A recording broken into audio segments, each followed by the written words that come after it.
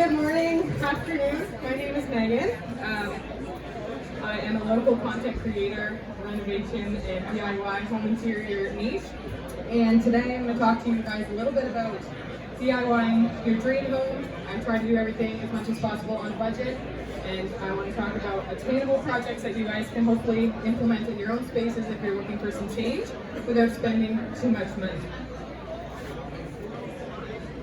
So I'll start with just a little bit about myself in case you're not familiar with me. My name is Megan, aka Megs. A lot of you may know me by my social media handle, which is Make It Like Megs. I'm not a stranger to being called by that, but I've been called worse, so that's okay. That's just a little bit of my page here on the left-hand side. If you want to get a closer look, I am in a booth. 477, I believe is the number, so you can come take a look at some of the projects that I have. I got started on social media documenting kind of some projects back in 2019. I started a business page when I got my real estate license and became a realtor in January of that year. So it was really just to differentiate my personal profile where I shared mostly just photos of my dog, and thought, well, I need to not do everything on that. So I started a page of just Meg and I's here, just to help advertise, get some clients, help people buy and sell. And it actually helped myself and my husband. I represented us as we purchased our first home in Dartmouth in the summer of that year. Little picture of it there, blue house on the hill. And that's kind of where I also started documenting some projects, because as much as it was really good bones, definitely needed some cosmetic updates. So here's the first project we tackled in that house. It was the kitchen.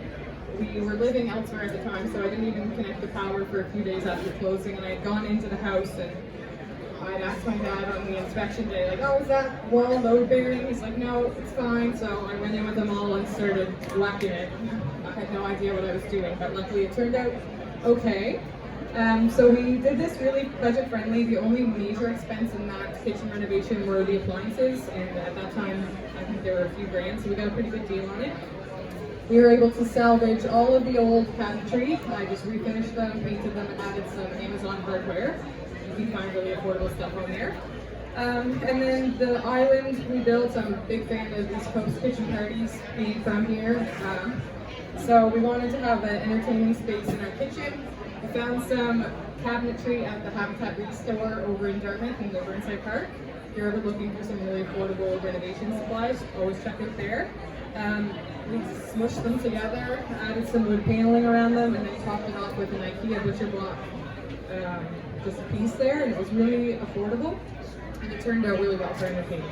So we kept that really budget friendly.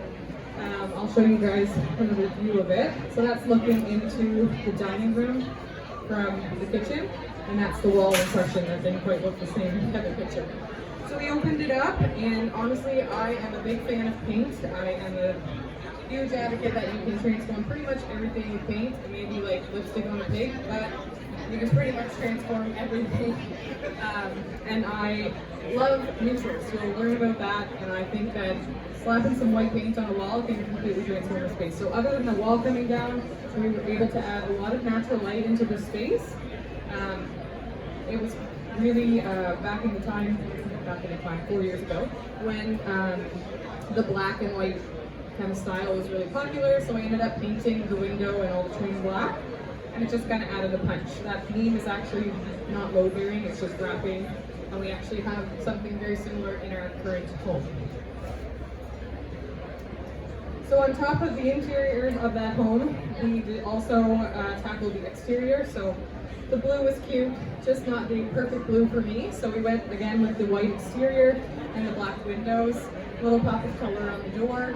Again, exterior painting. Right now it's pretty affordable. If you guys are looking to do some paint projects, you can come see me afterwards. I have big 20% off coupons for some Seco paint and Kent. So if you're looking to potentially do a paint project, you can save a little bit of money. So this one on the left here was a basement bathroom transformation. Again, 90% of it was done with just paint. The floating shelves, just some really affordable lumber, and the faucet was switched out, but everything else was transformed with paint. So the floor I painted with a porcelain floor paint. The vanity was painted. The countertops were actually painted as well. I painted the frame around the mirror, and then the light fixture was also. So again, you can pretty much transform everything with paint. This is a view into the entryway, kind of hallway. We took another wall out just to accommodate the furniture that we had. Kind of opened up the space and brought in more natural light. And I love kind of looking back at these photos because, as you can see when I show you our current home, the style has changed a little bit. And I've been doing this DIY thing for, well, since 2016, I guess you could say. And it's fun to look at the progression of the projects over time. So again, just another little picture of the entryway. We added some really affordable tile. You can get it at Happy Harry's, that's where we got that stuff. Added a built-in bench for shoes in the entryway and just transformed the rest.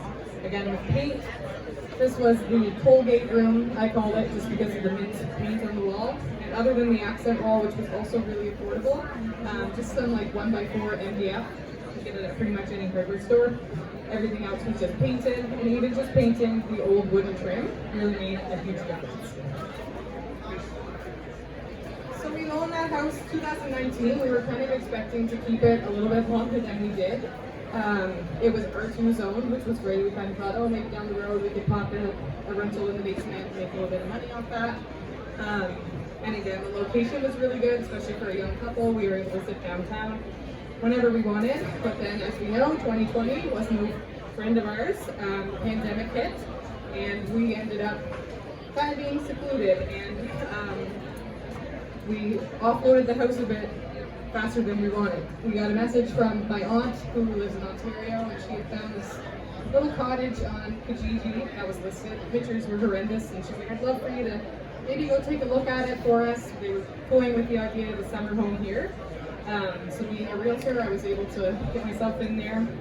Don't worry, I didn't steal it from her or anything. She didn't want the property. But we ended up getting our Dartmouth home on the market. It was really good timing for how everything was kind of progressing. And we purchased this small little place, rural Nova Scotia. So it's a current 2-bedroom cottage, which we call home. So I will refer to my home, but it really realistically is a cottage. So these are just some of the before photos from when we first looked at the place. The primary bedroom, kitchen, just a living space. This was a utility room slash bedroom, I call it. They were using the property, the owners, as an Airbnb. So with many bedroom spaces that they could get, they kind of tucked some bunk beds in, which we have since changed. That's just a little space outside of the bedroom, or the bathroom, sorry. A front room, our whole front room is like a greenhouse, lots of windows, lots of natural light, so we're very lucky there. And that's just another view of our electric panel door. You'll understand why when I show you the next page. So I tried my best here to get the angles as close as possible to what they were in the before photos. Again, I told you I'm a big fan of neutrals. I love white paint. It can really brighten up a space, and it makes our small little cottage feel a lot bigger. So bedroom, kitchen, into the living area. We have since turned the bedroom utility room into a mudroom laundry room, so it's a lot more functional and feels like it actually serves the right purpose. And that's where the bunk beds were. Having a 2-bedroom home and going from a house, I think it was 3, and it had a full basement and a garage in Dartmouth. We downsized quite a bit, so that's been our biggest struggle, I think, since moving. But we're working in the process of trying to make as much functional storage as possible. So again, we just added some bookcases, which I'll talk more about later. And that's the view of the electrical panel, which I transformed into an art piece. So I did mention that when I first started, my handle on social media was just Megan Eisner. It was a way for people to kind of find me if they were looking for some assistance in buying or selling a home. And I was documenting that since 2019. This was 2021. And in the fall of that year, we had been living at this property for about 10 months. I was working also as an airline operations manager, and the market was going so well. I was like, okay, this is the perfect time to kind of take a dive, do real estate and content creation full time. And about 5 days to a week after I had left my full-time job, my Instagram was hacked. So I had lost all of my following, all of my content, and after 30 days of self-pity and tears, I thought, okay, it's time to take the bull by the horns and start something a little different, and that's where Make It Like Megs was born. So I kind of really jumped into the DIY niche and showing people how to transform spaces. Not only does it still help real estate clients because they can kind of pull inspiration and see what they can do in a home if they can't, buying a home in the COVID market is not easy, as we know. The prices of homes has skyrocketed, so any kind of money that you can save while doing renovations is a big bonus. So that's where it began. And I started really showing people how to transform spaces, not only on a budget, mainly with paint, but also some really attainable DIYs. So I'm going to go through some of the projects that I've done at my home and some paint transformations first, and we'll talk a bit about some tools and other things like that. So this is the kitchen, very small space. It was kind of in progress, as you can see here. Don't worry, we didn't move in with the ceiling looking like that. We had old ceiling tiles on the home, and our house, it's so small, and the ceilings were very low, so we removed those ceiling tiles. I don't know if I have a picture of the mess. It was one of the messiest projects we've ever done. I was like, hey, do you think we could do this? To my father, he's like, oh yeah, like encourages me to do all these projects. Luckily, he helps me with it because some of them are insane, and I probably shouldn't even attempt them, but they do work out most of the time. So we removed those ceiling tiles and added some 1x6 pine boards over the trusses, which allowed us to gain some extra space. We were about 6 inches, which is like, it may seem like a small difference, but once you actually add that on and can brighten it up, it makes a really big difference in a small home. So other than removing a couple of the cabinets on the side of the sink, just to let a lot of light in, it was so claustrophobic in there, as you can see. This cabinet we actually turned the other way so that we could have more space. It's just a galley kitchen, so any kind of room you can have in there for moving around is a big bonus. But this is actually the same footprint, so just by removing the mustard yellow wallpaper and painting that wall white, it feels a lot bigger. We also salvaged all of the cabinetry, minus the 2 we took down, but all of that cabinetry in the first picture is the same as the second one. I added some PVC molding to the sides of the doors to create a shaker style look, which is a more popular kind of style now in kitchens, and then painted it all. I saved the drawer hardware and just spray painted it, added the poly on top to make sure it wouldn't chip off. And then the big difference you may notice between the 2 pictures is the countertops. Our plan down the road is to expand our home. Like I mentioned, it's only 2 bedrooms. We're a growing family, and 2 bedrooms is not going to work forever. We don't plan on selling this one. So we're going to need to add some extra room to the property.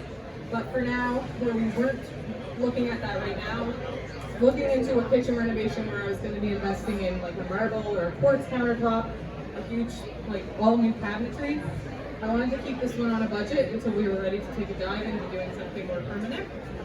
So the countertops are actually the exact same countertops. They are just painted and have an epoxy on top. So it may be more of a controversial DIY, not something that everyone wants to attempt. We did replace the countertops in there with a really affordable laminate, so if you aren't looking to tackle a painted countertop, the laminate option is a good budget saver. So a little bit closer, what I did was I just used a wall primer, the same primer I used on the cabinets, and leftover wall paint that I had on hand. I mixed up a couple of little sample colors and created a marbling kind of veining effect on the countertop. And then purchased an epoxy kit at Michael's. Used a 40% off coupon, so you save lots of cash. And I was able to do the whole project for $125 to replace, just to update the countertops. They've been like that for about 1.5 years. We've had no issues so far. We don't put anything like hot pots or anything directly on them, and they've been really held up. I will say, if you are planning to do a project like this, the painting you can do on your own. The epoxy process is a bit more difficult. It's going to require 2 sets of hands. My dad helped me with that. Mixing up the epoxy and then having to pour it on. You're going to want that extra set of hands just to make sure it's all leveled out properly. But again, a really affordable option if you're looking to do something temporary in a kitchen. So we are lucky enough to live on the water, And our property, we try to spend as much time outside as possible. We're very outdoorsy people and want to enjoy as many seasons as we can on our property. When we first moved, we were lucky that there were 2 sheds there, so even though we downsized, we were able to still have a bit of storage. This one was just an old plastic shed that you can get mostly in a hardware store. It was dingy, kind of a beigey color, but there was a lot of staining for the green roof. So I just used a Rust-Oleum spray paint on the top and an exterior primer and paint on the outside. The black paint, usually after our harsh Nova Scotia winter, I do have to go in and do a little touch-up, but everything else holds up really well, and honestly, it just looks a lot better. It doesn't make me upset to look at it on the property now. So I also added just a little light fixture off of Amazon. They're not wires. You can put like a motion sensor battery light in them if you want to, but it was really just for the aesthetic. But it made a huge difference. And then this shed I did back in the summer. I called it my she shed project. I don't sit in it or anything, but I thought why not try and make it a little bit cuter than it was.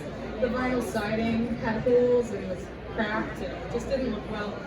So I ripped it all off and was lucky enough that there were kind of these like really thin 1x2 slats on it, which looked like that really nice modern board and batten. So once I painted it all black, just using the exterior paint, it looks like that. I pressure washed and sanded down the doors and added a coat stain.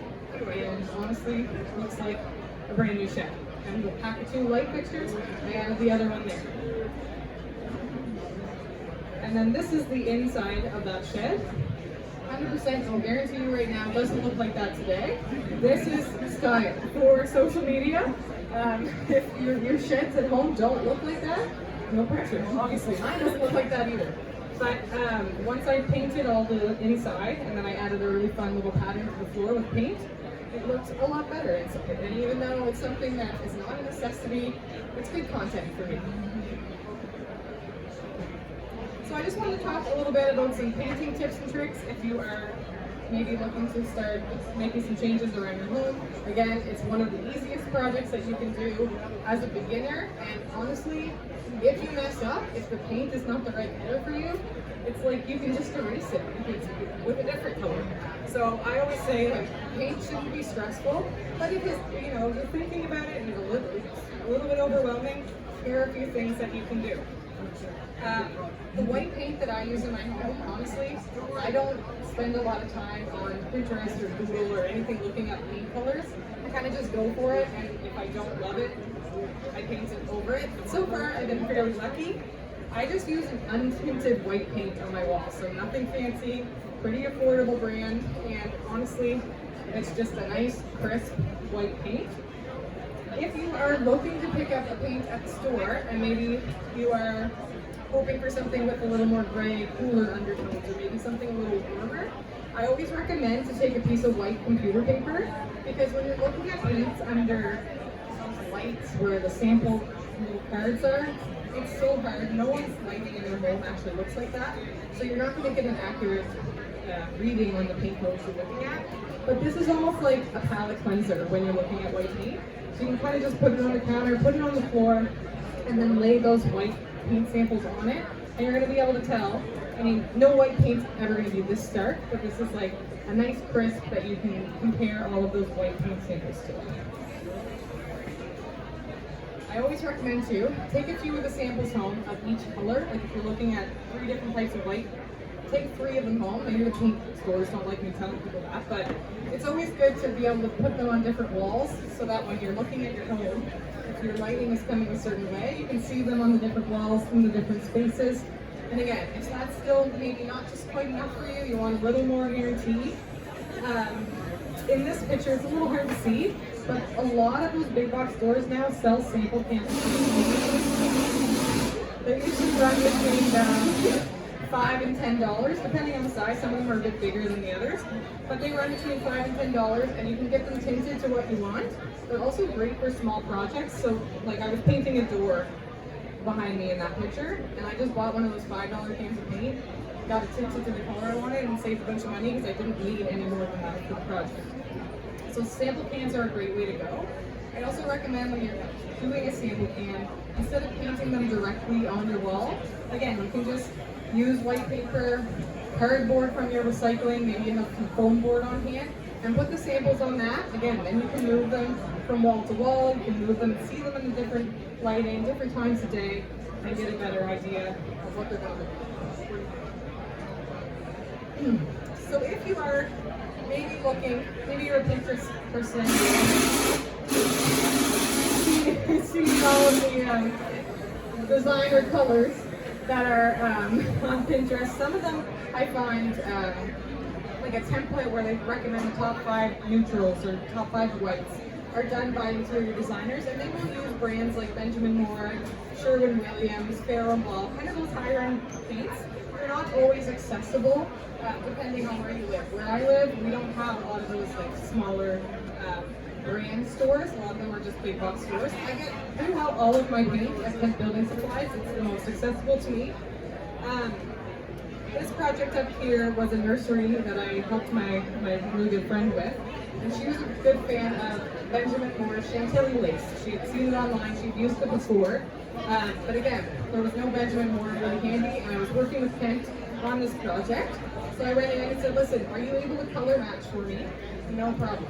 So if you're just looking for a specific paint and maybe you're not in the area of these big box stores, just ask them at the paint desk, hey, are you able to color match this for me? And like 9 times out of 10, they're going to be able to do that. They'll just ask for a code, or they'll have it loaded into their computer, so it's a good way for you to get these very popular colors, but maybe not in that exact paint brand.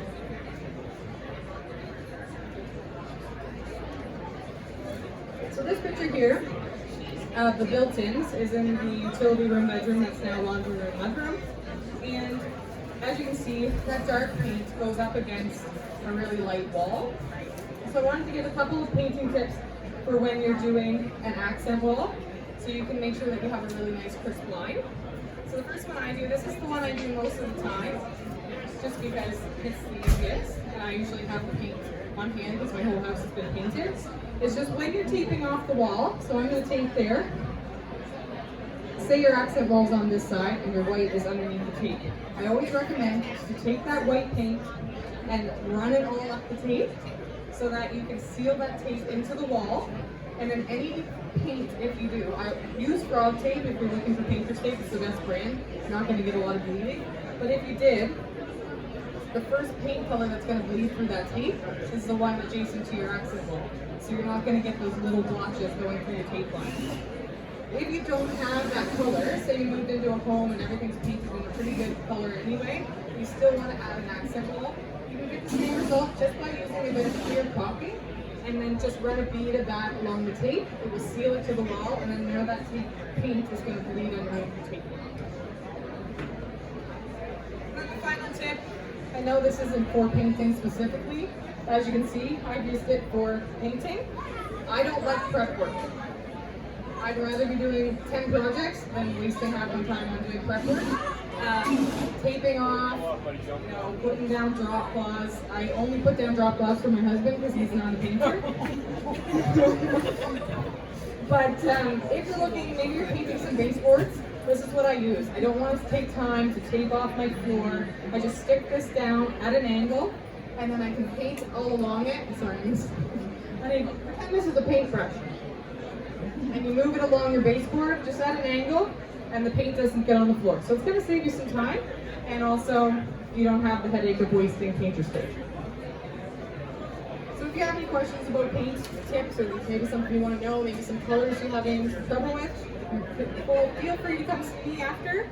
I'm happy to answer as much as I can for you. So another thing I also like focusing on my Instagram is affordable decor, and trying to keep things as sustainable as possible. As you know, everything has gone up in price in the last little while. I don't like to call myself cheap, but I'm definitely frugal.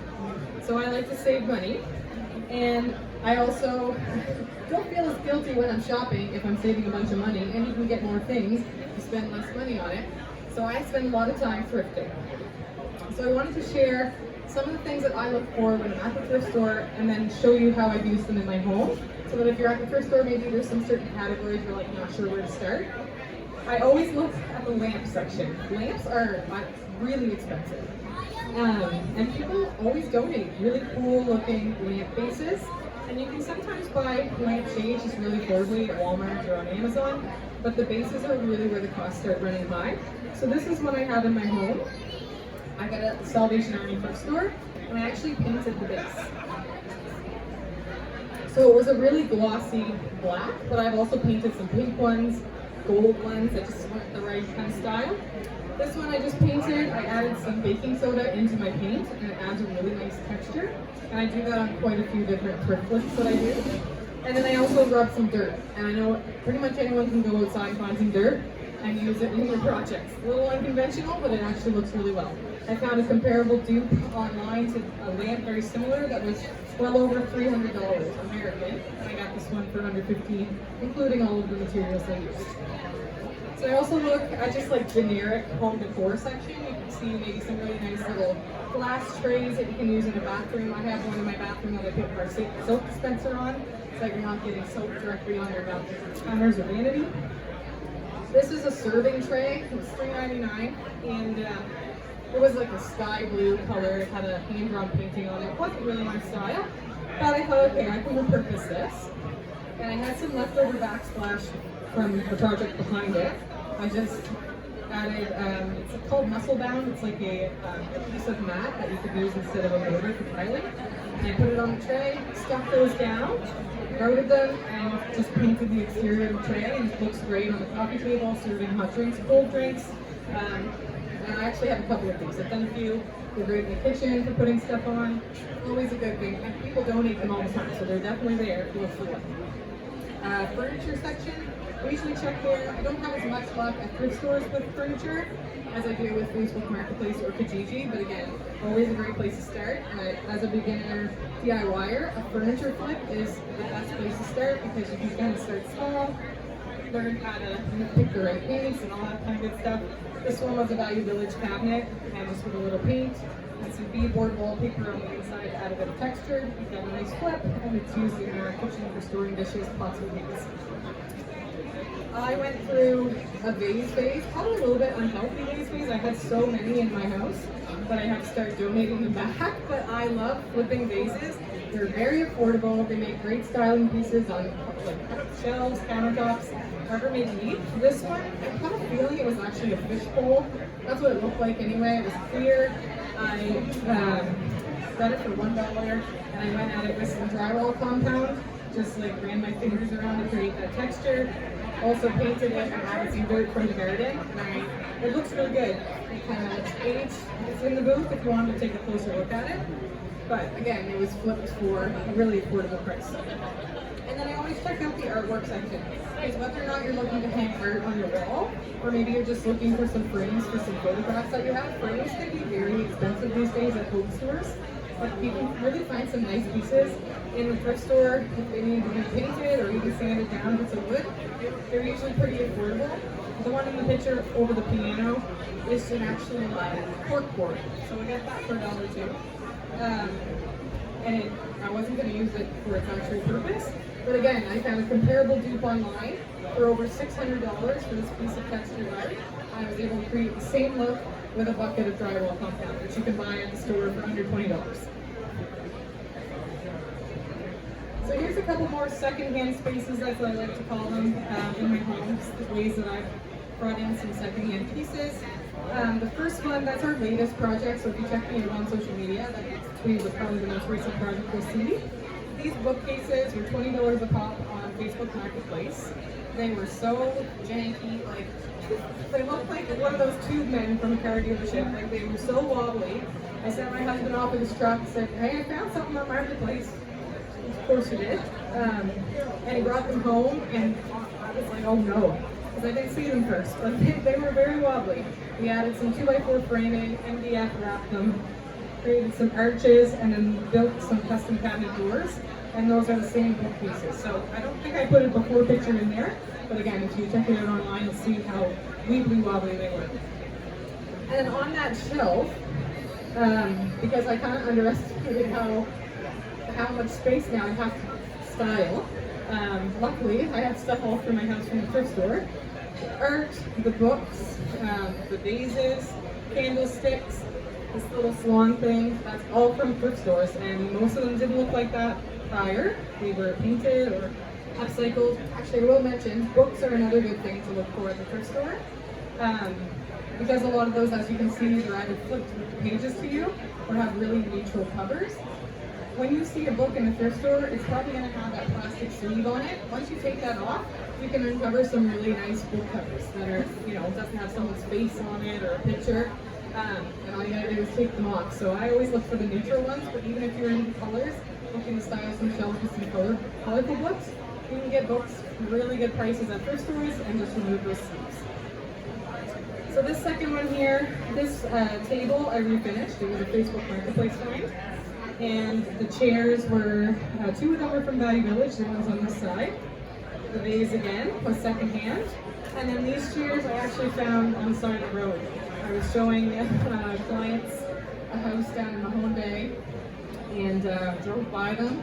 I saw them out of the corner of my eye, so when I got to the showing, I said, listen, they're still there when I get back and maybe a little bit delayed for the next showing because I have to see what these chairs are like. They were held together by zip ties. They needed some reinforcement with some screws and glue, but they made it home. And I have two of them, only one of them's in the photo, but you could buy these at an antique store for well over $100 a pop, and they were free. I'm no stranger, or I'm not shy to say that if I see something on the side of the road in someone's trash, I will pick it up. That's okay. So then this one, again, the vases, the candlesticks, the little props on the countertop, all secondhand. They all had some paint added to them. And then if you wanted to donate them and your styles change over time, you don't feel as guilty about the price that you paid for them and donating them back or repurposing them. It's just a nice way to bring things into your home, kind of have something to show if you're looking to do some craft projects and say, well, look what I did. And they also look really good. So I talked a little bit, mostly, about paint and doing some stuff that you don't necessarily need tools for. Really easy places to start. But over time, I've really found a love of power tools and doing some DIY projects. My first power tool I bought back in 2016, and it's one of the ones that was really affordable. So if you're looking for one to start with, I looked it up. It was a Black & Decker sander, and I don't know how much I paid for it. But online right now, they're $39.99 plus tax. So really affordable, and you can do a lot with the sander. So I'm going to give you 4 different ones that I would recommend. I'm going to show you some of the projects I've done with just these tools. Because when you start out, you don't need a huge tool collection. Over time, you can, add to them. Now for holidays and stuff, my husband and I, we buy each other tools. We want something this year, that's what we get, because we can always use it. So the first one is a drill.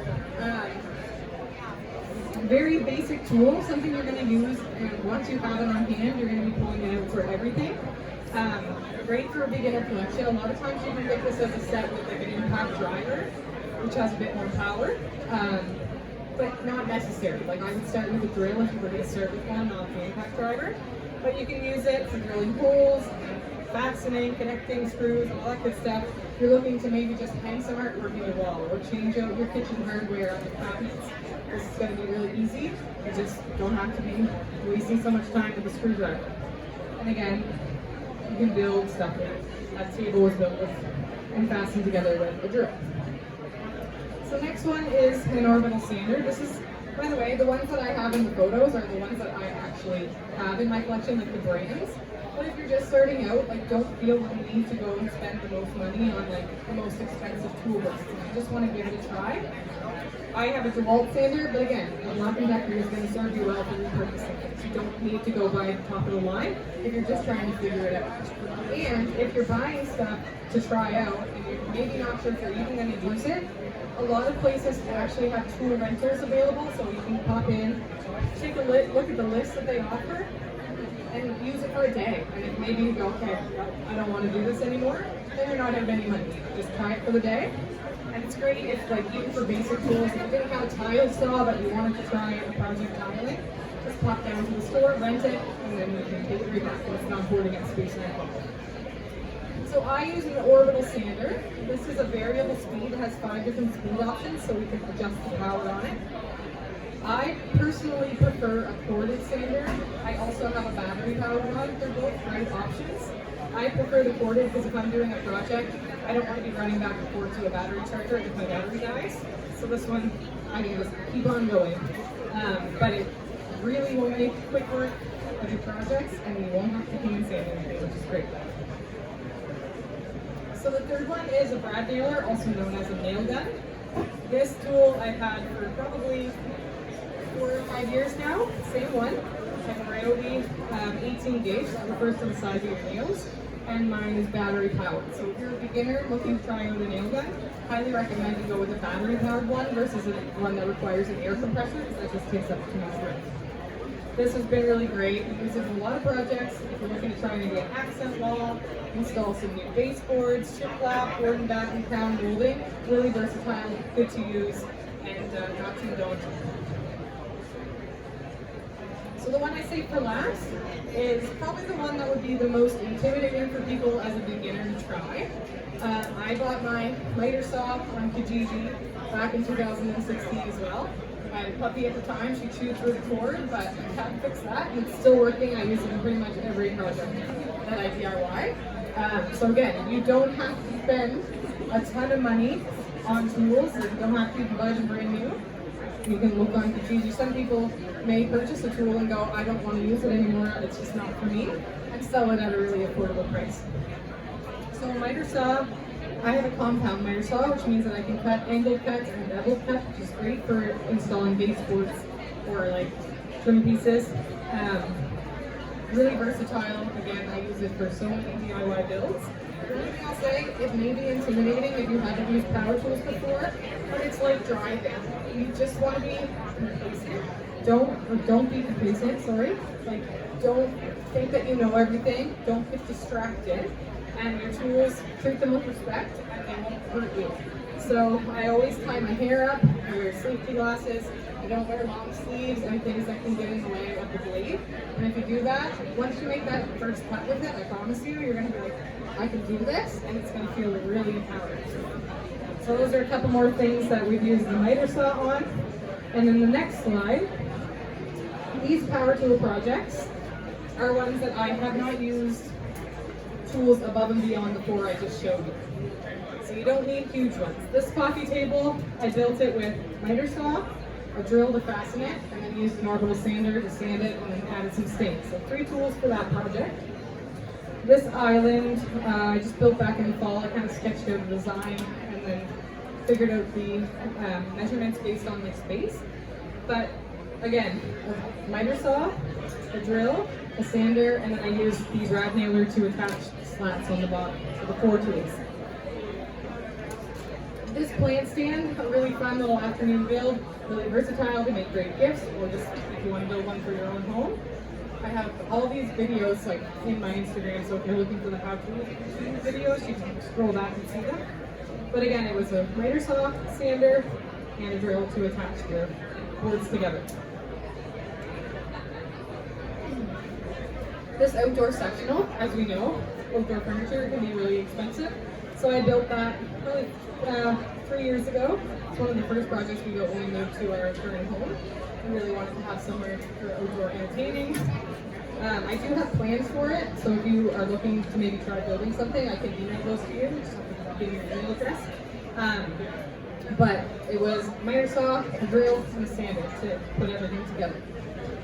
The kitchen cabinets, I use the miter saw to cut the trim, and then the brad nailer to attach the trim to the doors, and then the drill to swap out all the hardware. So again, 3 tools, and then the outdoor movie screen was just the miter saw and the drill. So those are 4 ones you're going to be grabbing all the time. As you progress, if you think, okay, I want to do something more intricate, maybe cuts, you could look at getting a jigsaw, look at getting an orbital, or oscillating multi-tool, something like that. But again, those 4 tools are really basic things that you can grab and just start making your own projects like this. So I don't want to take up too much more of your time, but I wanted to show a couple of projects that I've done in the last year that have kind of stood out. If any of you have already taken a walk by the booth, you may have seen some of these. But as I said, comparing the 2 houses from Dartmouth to the one that we are currently in now, the DIYs have definitely changed. I've gotten a little more adventurous and kind of just started going at things that I don't know what I'm doing most of the time, but I do figure it out as I go. So this one I made last year. I'm really proud of this project, and it's definitely unconventional, but it's a sink, and it's a functional sink. I actually took it out of my bathroom for the weekend. I brought it to the home show, so luckily we're not staying at the house. And the vanity was refinished. It was just a piece I found on Kijiji.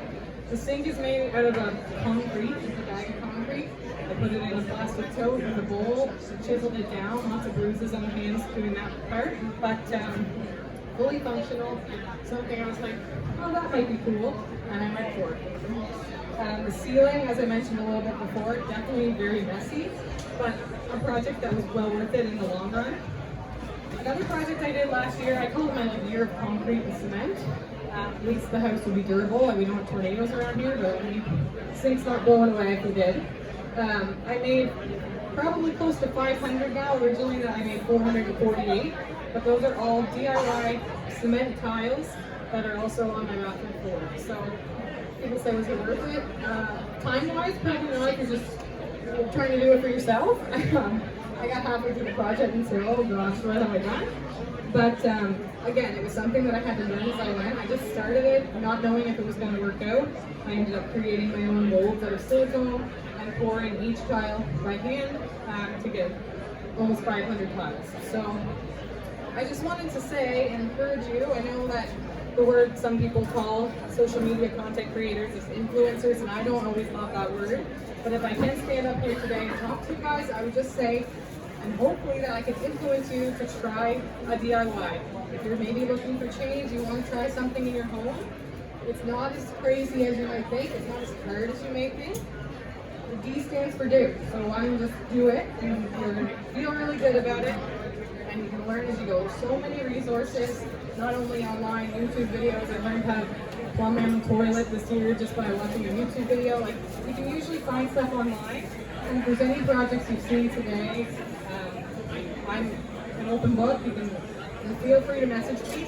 I use my phone more than I'd like to admit, but I'm open to answering any questions and messages that you make sense. So I hope something today was of value for you guys. I don't know what time it is. I don't have a clock here. So we've got a couple more minutes. If you have any questions that I can help you with, feel free to ask them. Again, if you walk away and you think, oh shoot, I should have asked her that, I have in the booth down there. I'm right next to Pet Building Supplies. So you can pop over, take a look at some of these DIY projects, and I'm happy to answer any questions you might have. I'm on Facebook, Instagram, TikTok, and YouTube. So you're welcome to take a look, and maybe you can find some videos there if you're looking to try one of these projects yourself. And again, my name is Megan, and my username is Megs.